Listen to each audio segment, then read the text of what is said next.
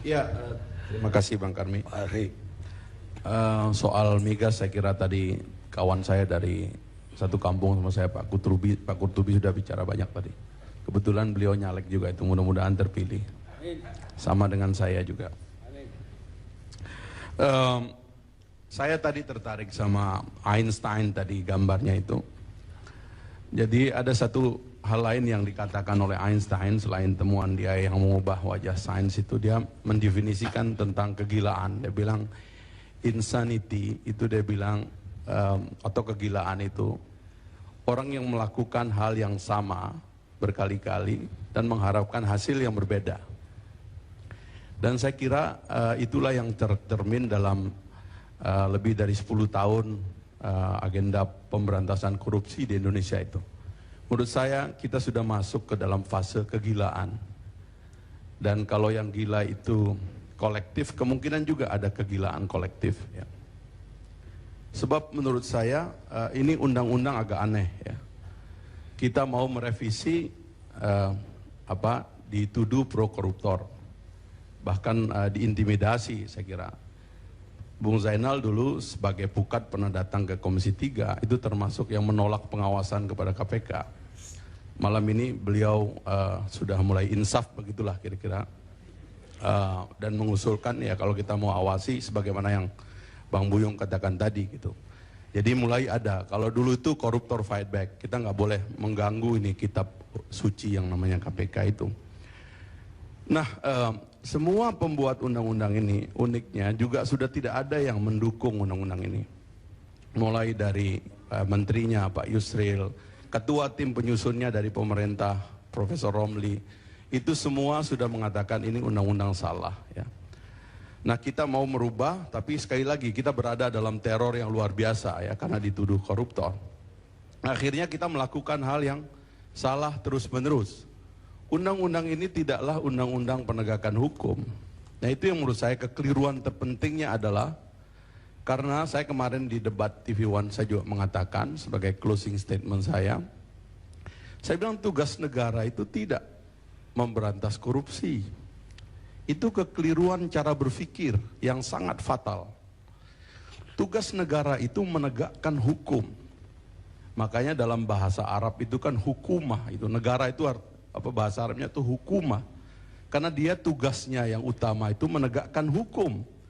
Manakala hukum itu tegak, maka semua jenis kejahatan itu akan terproses dengan baik, mendapatkan kepastian akan keadilan, mendapatkan seluruh ketentuan yang berlaku yang menyebabkan semua jenis kejahatan, tidak saja korupsi, itu akan hilang dari bumi kita ini gitu.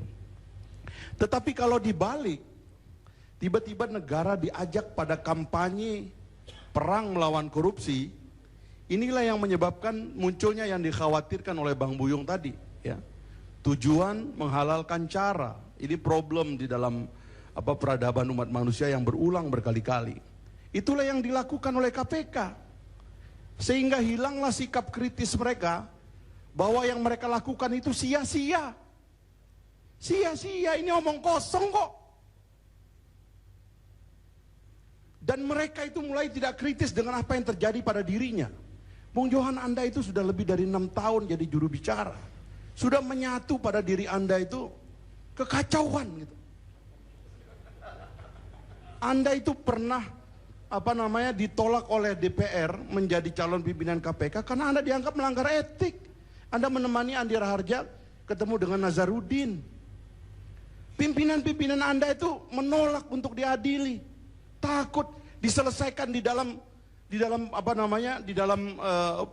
komite etik. Padahal di dalam undang-undang KPK pelanggaran etik itu pidana 5 tahun. Jadi otak kita ini sudah nggak ada yang sehat karena berputar itu ya. Negara dijebak di dalam kampanye pemberantasan korupsi yang tidak jelas ini gitu. Sementara hukum diacak-acak, merajalela, menghalalkan segala cara sehingga hilang kepastian. Saya sampai hari ini, ada Palmer nggak di sini? Saya ngomong soal IBAS.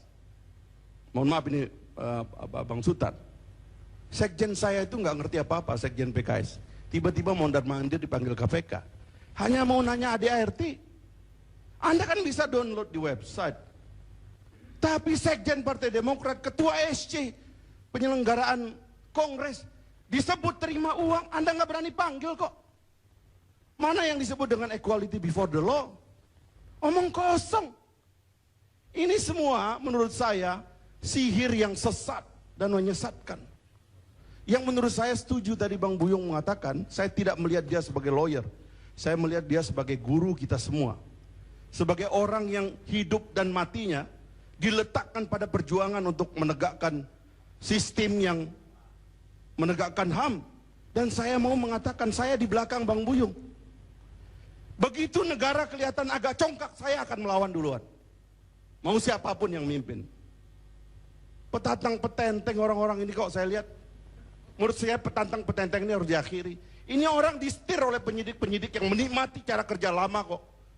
Persetan Anda menyadap semua orang, saya tahu ini kan semuanya kan hasil sadap. Semua yang Anda lakukan hasil sadap. Dan hasil sadap itu adalah alat untuk mengembangkan. Dalam kasus-kasus yang saya pelajari, Anda tidak menemukan apa-apa di awalnya. Tapi karena Anda sadap semua orang, akhirnya Anda ketemu apa-apa. Boleh nggak nyadap seperti itu? Di mana negara yang masih membolehkan kayak begitu, kecuali negara totaliter yang semuanya sudah rubuh di mana-mana. Tiba-tiba dilanggengkan di sini. Jadi saya kira Bang Karni, kita ini minta budayawan kita ini sekali lagi supaya kita ini diruqyah istilahnya itu, biar sembuh dari sakitnya ini. Agar setan ini pergi semua, sebab setan ini sudah terlalu berkecamuk di dalam pikiran saya kita. harus stop kemarahan Anda.